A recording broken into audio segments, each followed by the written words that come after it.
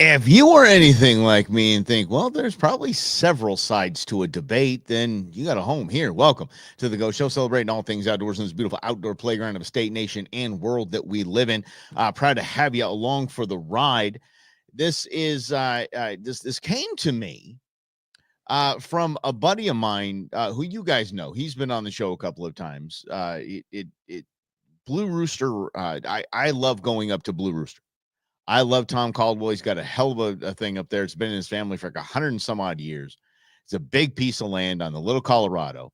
What's up, Eddie? And it's a hunting range.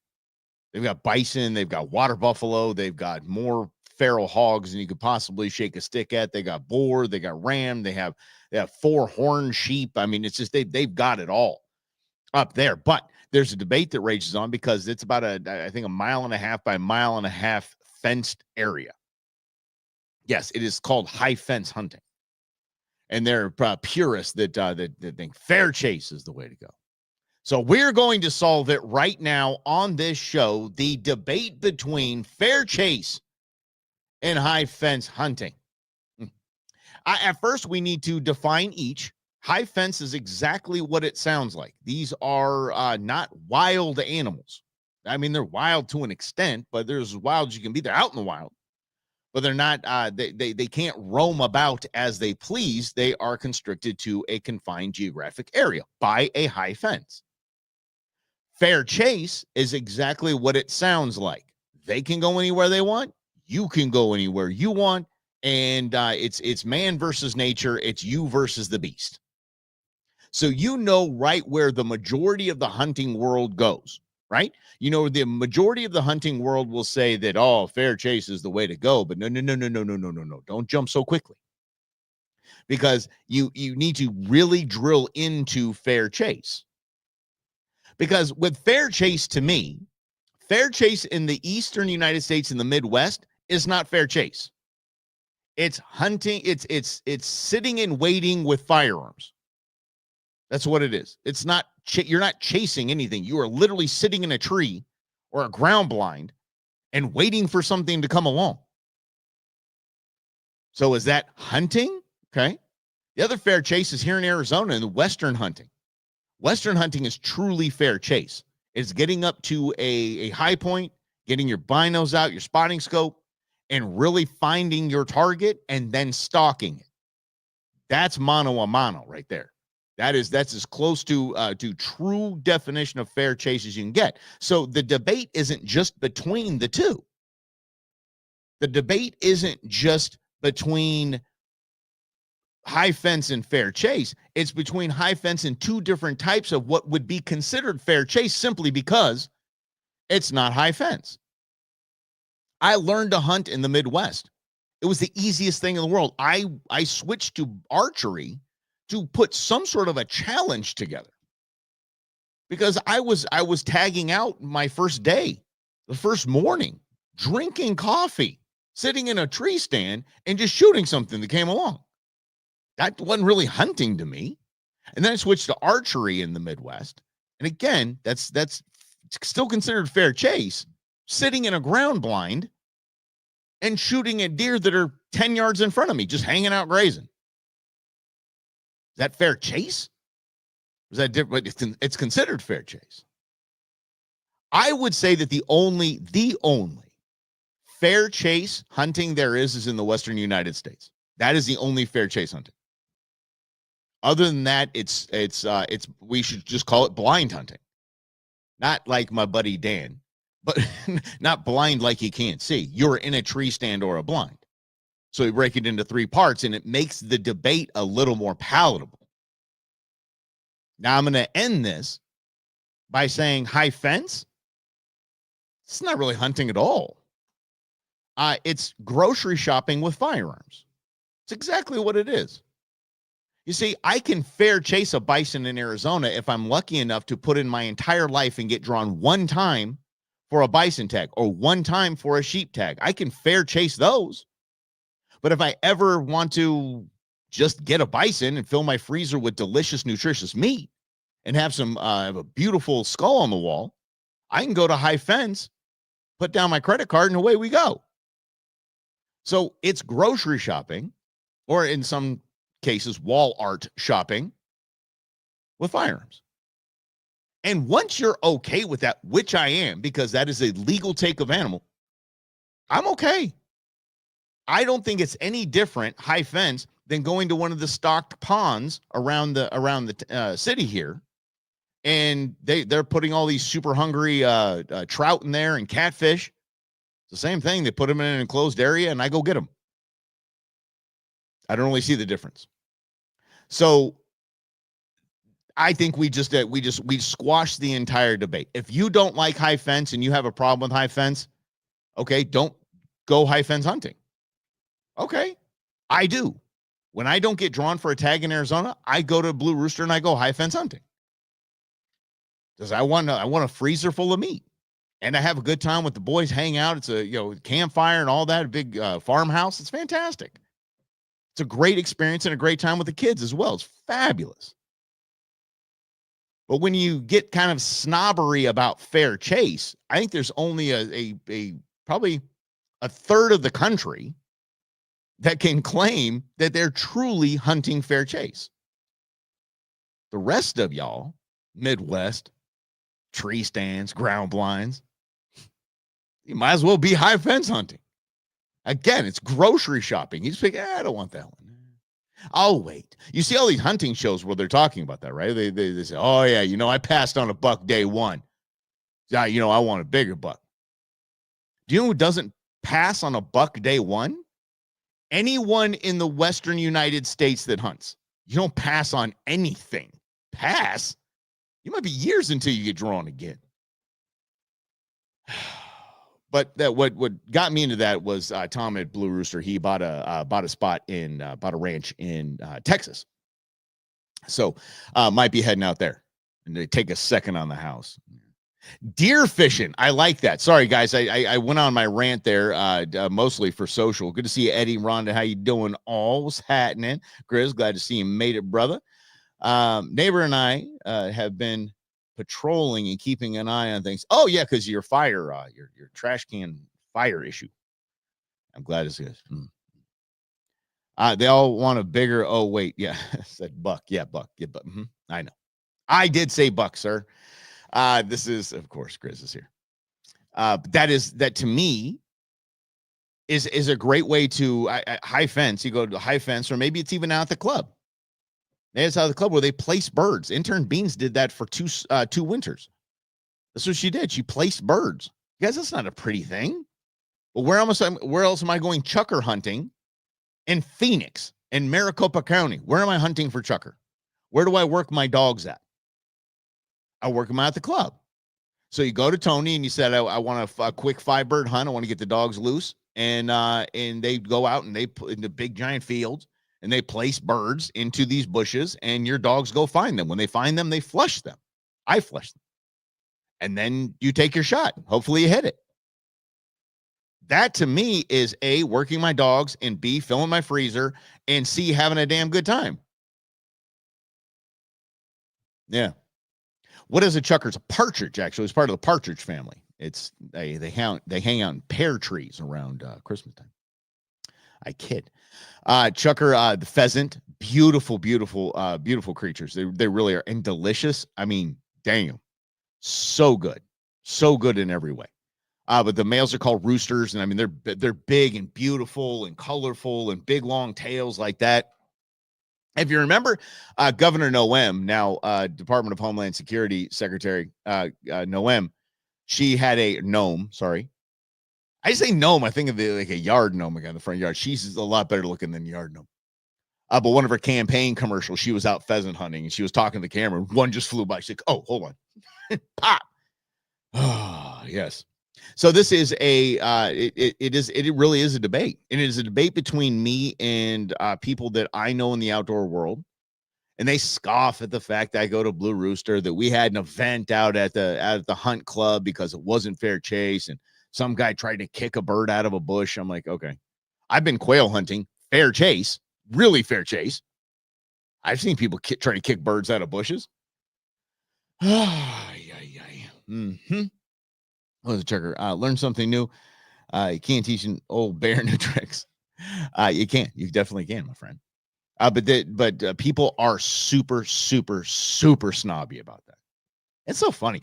It's funny to see the debate about it. Look, if it's legal, I am a perfect fan of that take. If it is legal, I am a fan. Go ahead. Go ahead, take it. Trapping, I'm not a fan of trapping. That's legal. Go. I'm not going to knock you for it.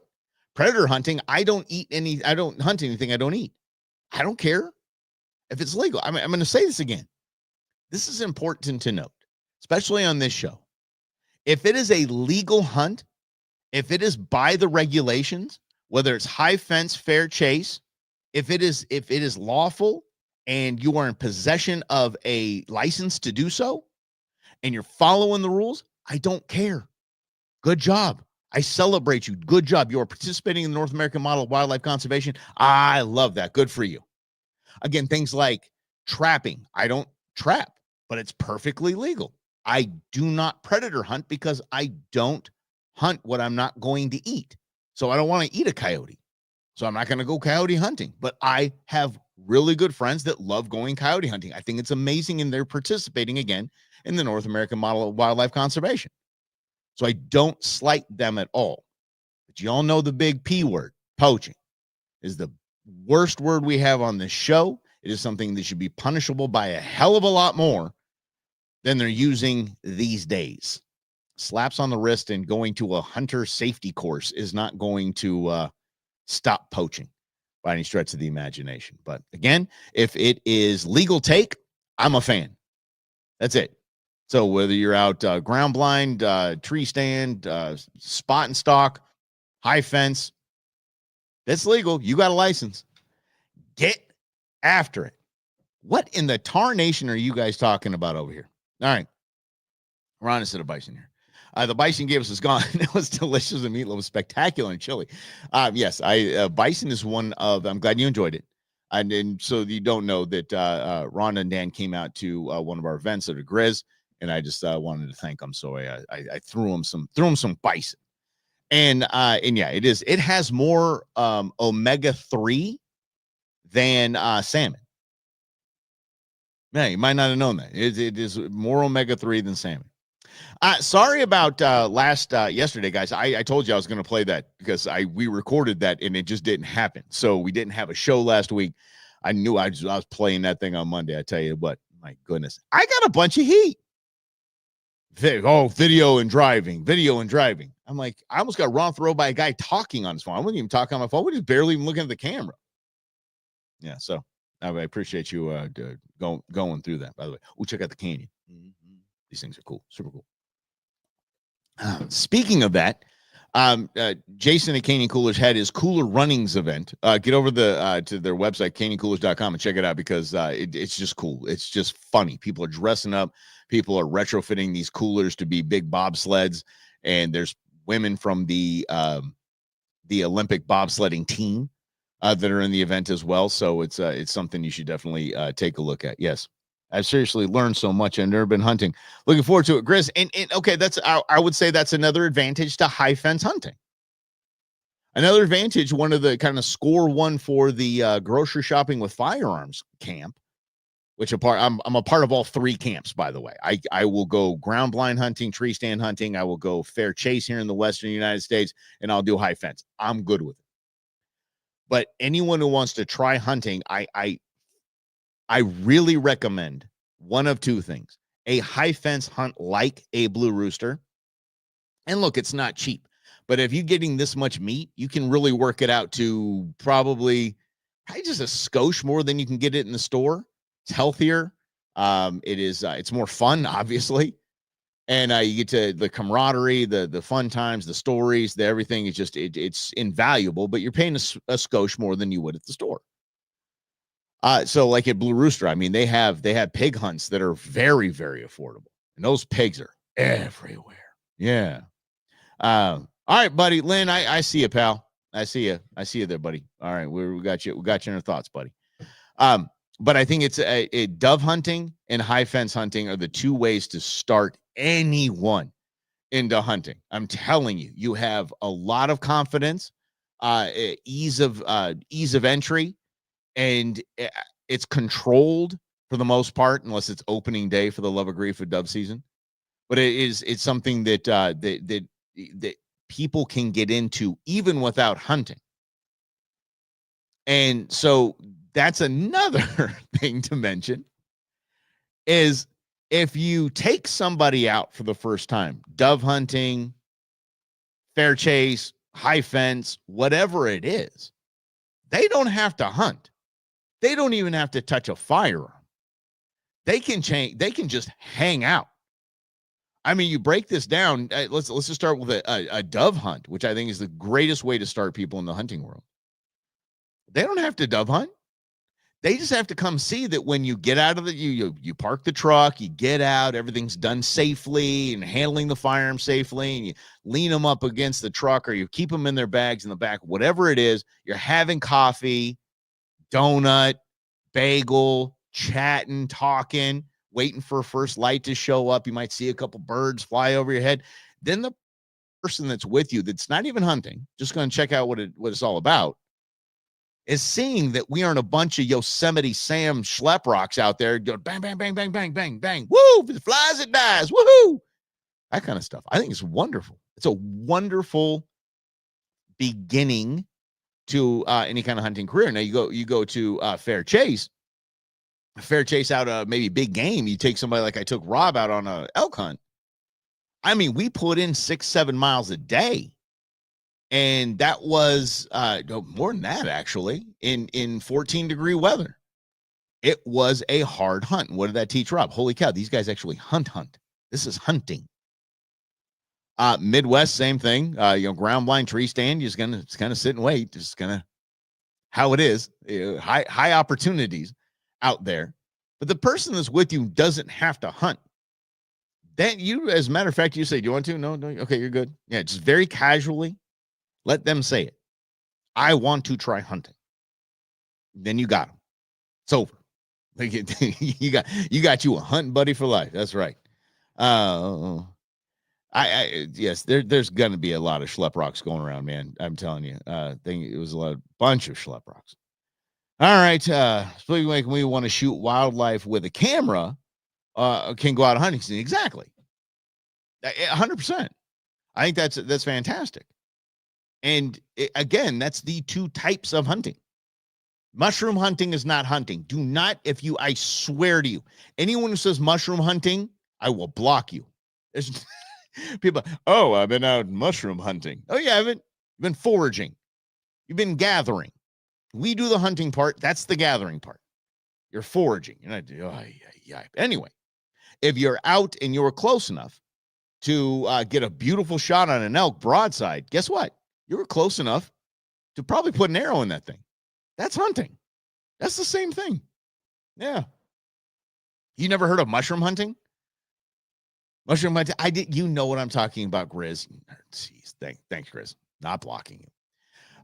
Yes, they people that collect mushrooms, that forage for mushrooms, that go out and look for mushrooms, they claim that that's mushroom hunting. Just like shed hunting. You're not shed hunting. You're shed looking. You're playing hide and seek with a bunch of things that are hard to find. Yeah. Lynn says he enjoys watching the prey predator hunting. Oh yeah. There's a couple handles on the social medias. One of them is Nature is Metal. Whoo! Man, that's got a bunch of crazies in it. You said next one to say it. It's a lot like the movie Super Troopers, right? Next one of you guys that says shenanigans is going to get pistol whipped.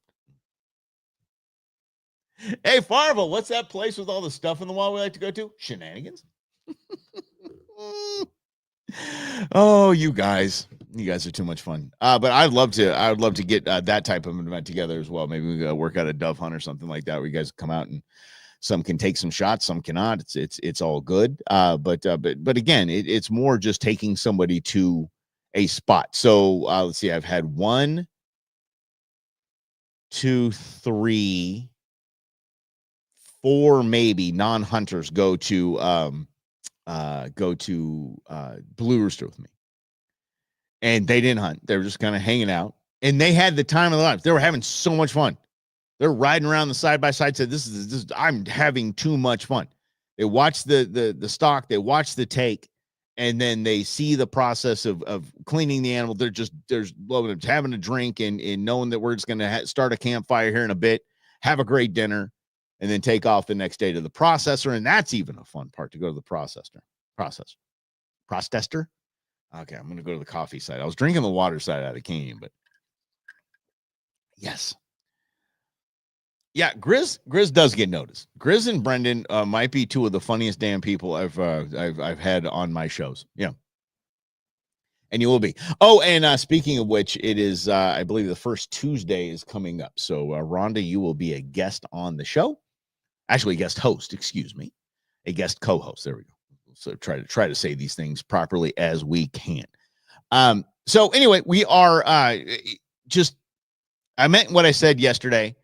Yesterday, when I was in the truck, it's time. Spring's coming. I just got a text from Brian Sefji. Check his YouTube out. AZ Kayak Angler. You got to check him out. He's a fabulous kayak angler. The guy's solid. I want to get him on the show, and he just popped out of nowhere onto my text, and so it gave me the idea. Holy crap! We need to get ready for spring fishing. We need to get the gear ready, get the boats ready, the yellow tub marines. I tell you, and I did just see an article, so I'll have him on to talk about. Hopefully, I have him talk about an article that I found. Is kayak fishing dead? Okay, kayak fishing dies when when everyone can afford a $70,000 bass boat. Other than that, kayak fishing is hands down probably one of the coolest things, most cost efficient things you can do. Let's see what we got. What did you say? Lynn just said, by the way, Mike. That's all I got. By the way. I'll get it together. That my comment was overshadowed by Grizz. Yeah, it's always overshadowed by Grizz. You kidding me? Oh, I'm sorry here. I got to have something else about mushroom hunting. See, I missed it. Sorry. Yeah, Grizz did kind of overshadow you on that one. That was nice. That was well done. Well done. Yeah. Oh, no. Okay. You're right. This is a family show. And see, then that's because to me, y'all know I'm an open book. So when I see a comment like that kind of fits into something that was said over the last 24 hours in my personal life, it's like, no. Can you do a show from a Lyft or an Uber? Why would I want to do a show from a Lyft or an Uber? I guess I could. That'd be fun. I'll try it. I have no problem trying it. Queen Bee said I need to do a show outside. The hell's that about? I want to do a show outside. I'm in the confines of my studio. I can say what I want. I don't need everyone else hearing what I'm saying.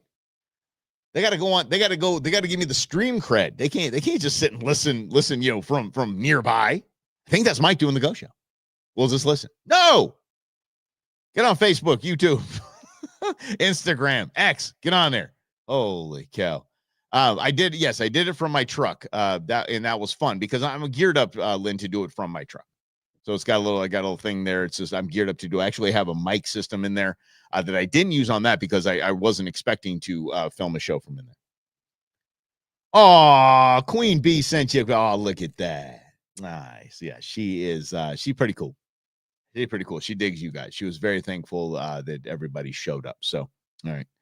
How about this? All right, the next show, our news program. Something's going on with the iPhone. Something's going on with the iPhone.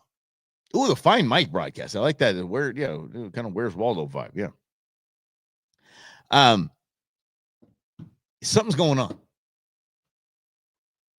I screenshotted it. I screen recorded it, so we're gonna share it together. All right. You guys are fantastic. Thank you for hanging out, and we will be back mañana right here on the Go Show, celebrating all things outdoors in this beautiful outdoor playground of a state nation world that we live in.